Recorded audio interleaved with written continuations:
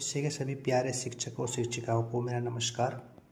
मेरा नाम है दीपक कुमार और मैं आपके लिए अब लेकर आया हूँ UP DElEd semester 3 paper first का कुछ इम्पोर्टेंट क्वेश्चंस लेकर आया हूँ जो आपके काफ़ी काम आने वाले हैं। मुझे पता है थोड़ा सा कम समय बचा है, बट उन लोगों के लिए काम आएगा जो कल सुबह या फिर आज रात को या सुबह मॉर्निंग में उठकर वीडियो देखेंगे, तो यहाँ से पक्का उनको कुछ क्वेश्चन मिलने वाले हैं जो कल पेपर में आएंगे।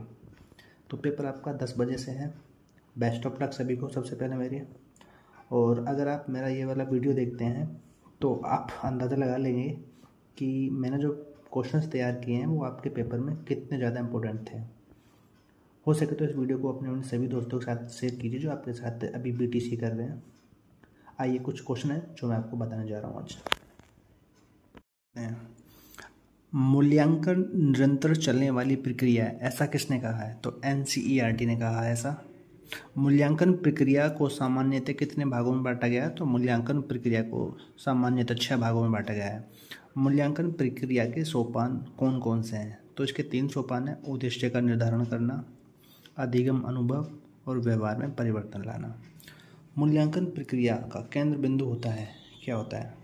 विद्यार्थी, स्टूडेंट।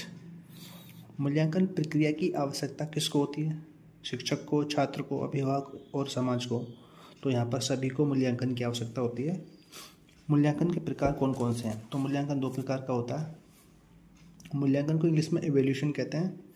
तो यह 2 प्रकार का होता है। परिमाणात्मक जिसे क्वांटिटेटिव बोलते हैं, दूसरा है गुणात्मक जिसे क्वालिटेटिव कहते हैं। परिमाणात्मक में आता है मौखिक, लिखित और प्रायोगिक, ओरल, रूटीन और प्रैक्टिकल।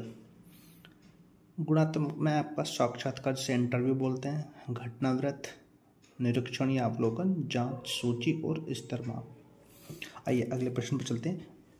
मूल्यांकन के पक्ष कौन कौन से होते हैं? तो मूल्यांकन के 3 पक्ष हो सकते हैं। हम जो किसी का इवोल्यूशन करते हैं, मूल्यांकन करते हैं, 3 तरीके से उसका टेस्ट ले सकते हैं। एक तो संज्ञानात्मक पक्ष का मूल्यांकन हो गया जिसमें उसकी मानसिक क्रिया को टेस्ट लिया जाता है। दूसरा हो गया आपका भावात्मक पक्ष जिसमें उसके इमोशनल डोमेन्स का जो है परीक्षण किया जाता है, जिसमें उसकी भावनाएं, इंटरेस्ट, इमोशंस, उसका नज़रिया, ये सब चेक किया जाता है। तीसरा है क्रियात्मक पक्ष जिसे साइकोमोटर डोमेन भी कहते हैं। इसमें मांसपेशियों और शारीरिक अंगों की गतिविधि से संबंधित क्रियाएं आती हैं जैसे लिखना, दौड़ना, खेलना, नृत्य। यही चलते हैं नेक्स्ट प्रश्न पर। सतत और व्यापक मूल्यांकन का आरंभ कब हुआ था? 2009 में हुआ था। ब्लूम टैक्सोनॉमी विकसित हुई थी 1956 में। ये दोनों प्रश्न में से कल एक प्रश्न आपके पेपर में 100% आ सकता है। क्रियात्मक शोध के प्रवर्तक कौन हैं? स्टीफन एम कोरे। प्रोफेसर स्टीफन एम कोरे ने एक किताब लिखी है, उसका नाम है टू इम्प्रूव स्कूल प्रैक्टिसेस। क्रियात्मक शोध के चरण कौन कौन से हैं? तो इसके 6 स्टेप्स हैं। समस्या की पहचान करना, समस्या चुनने का कारण, क्रियात्मक परिकल्पनाएं, कार्यविधि, प्रदत्त विश्लेषण और निष्कर्ष।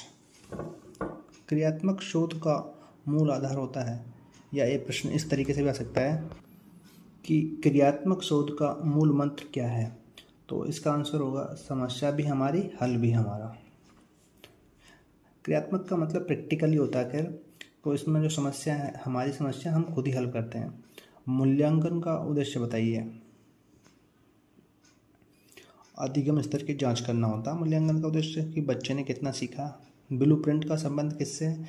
तो ब्लूप्रिंट का संबंध प्रश्न पत्र निर्माण से है, पेपर बनाने से है। मापन के प्रकार कौन कौन से हैं? मापन 2 प्रकार का हो सकता है, मानसिक मापन और भौतिक मापन।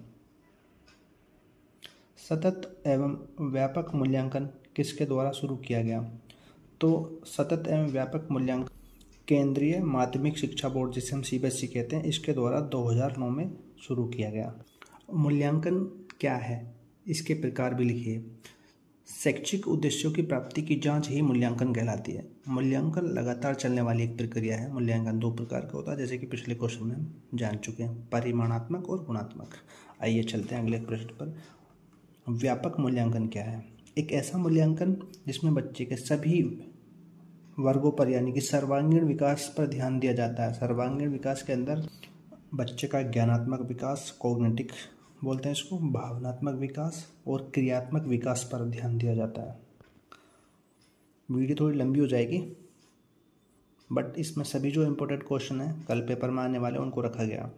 परीक्षण से आप क्या समझते हैं, यह कितने प्रकार का होता है? परीक्षण आप नाम सुनकर चौंके ना, टेस्ट को ही, जो टेस्ट क्लास में हम लेते हैं या आप लोगे टीचर बनने के बाद, उन्हीं को हम परीक्षण कहते हैं।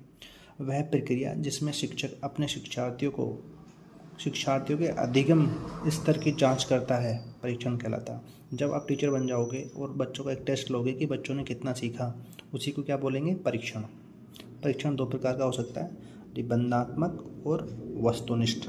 अब जो प्रश्न है ये बहुत ही इंपॉर्टेंट प्रश्न है। उपचारात्मक परीक्षण किसे कहते हैं? उपचारात्मक शिक्षण किसे कहते हैं? इंग्लिश में से रेमेडियल टीचिंग कहते हैं। जैसा कि इसके नाम से ही पता चल रहा है, रेमेडियल मतलब रेमेडी का मतलब दवाई। अब बच्चों को टीचर क्या दवाई देता है जान लीजिए। छात्रों की कमियों या त्रुटियों का ज्ञान होने पर, ध्यान देना, ज्ञान होने पर, यानी कि पहले कमियों का पता लगाते हैं, उसके बाद उनको दूर करने के लिए जो शिक्षण दिया जाता है उसको उपचारात्मक शिक्षण कहते हैं। इसको एक एग्जाम्पल समझ सकते हैं। जिस प्रकार एक डॉक्टर बीमारी को डायग्नोस करने के बाद उसको दवाइयाँ देता है, डायग्नोस का मतलब टेस्ट करवाते हैं पहले और उसके बाद उसको टेस्ट के अकॉर्डिंग दवाई दी जाती है, तो इसको क्या बोलते हैं? ऐसे ही जो टीचर है अपने बच्चों की कमियों का पता लगाता और उसको डायग्नोस करने के बाद बच्चे की कमियों को दूर करता है, इसी को हम क्या कहते हैं? उपचारात्मक शिक्षण कहते हैं, जिसे इंग्लिश में रेमेडियल टीचिंग कहते हैं। आइए नेक्स्ट क्वेश्चन जो इंपॉर्टेंट है, दोनों ही क्वेश्चन पेपर में कई बार आ चुके हैं। निदानात्मक परीक्षण किसे कहते हैं? इसे इंग्लिश में बोलते हैं डायग्नोस्टिक टेस्ट। इसका भी नाम से क्लियर हो रहा है, डायग्नोस्ट मतलब किसी चीज़ को फाइंड आउट करना। अब फाइंड आउट क्या करता है यहाँ पर टीचर फाइंड आउट करता है कि बच्चे की जो शैक्षणिक विकास क्यों नहीं हो पा रहा है, क्या कमी रह गई है, तो इसी को पता करने की विधि को क्या कहते हैं? निदानात्मक परीक्षण। कुछ ऐसे टेस्ट लिए जाते हैं जिससे कि टीचर ये पता कर ले कि बच्चे के बिहेव में और टीचिंग में और लर्निंग में क्या प्रॉब्लम आ रही है।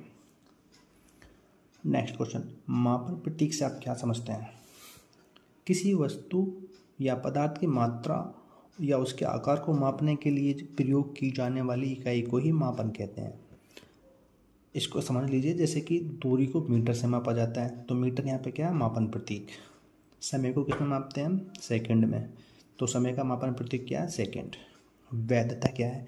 ये प्रश्न भी कई बार आ चुका है, इंपॉर्टेंट प्रश्न है। वैसे तो सारे प्रश्न इंपॉर्टेंट हैं, हो सकता है कि आपको 100% क्वेश्चन कल पेपर में मिल जाए। परीक्षण जिस उद्देश्य की पूर्ति के लिए तैयार किया गया है, परीक्षण का मतलब टेस्ट, वह उसी उद्देश्य की पूर्ति करे। मान लीजिए अगर परीक्षण भूगोल से संबंधित उद्देश्य से बनाया गया तो उसमें केवल भूगोल का ही प्रश्न हो, गणित या अन्य विषय का नहीं होने चाहिए। अगर उसमें अन्य विषय के पेपर प्रश्न डाल दिए गए तो उसकी वैलिडिटी कम हो जाएगी। नेक्स्ट प्रश्न है विश्वसनीयता, रिलायबिलिटी किसे कहते हैं? एक ऐसा परीक्षण या टेस्ट जिसके बार बार प्रयोग होने पर भी रिजल्ट सेम आता है, ऐसे टेस्ट को विश्वसनीय टेस्ट कहते हैं।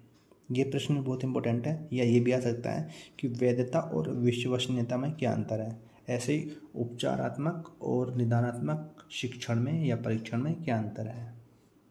आप सभी को बेस्ट ऑफ लक।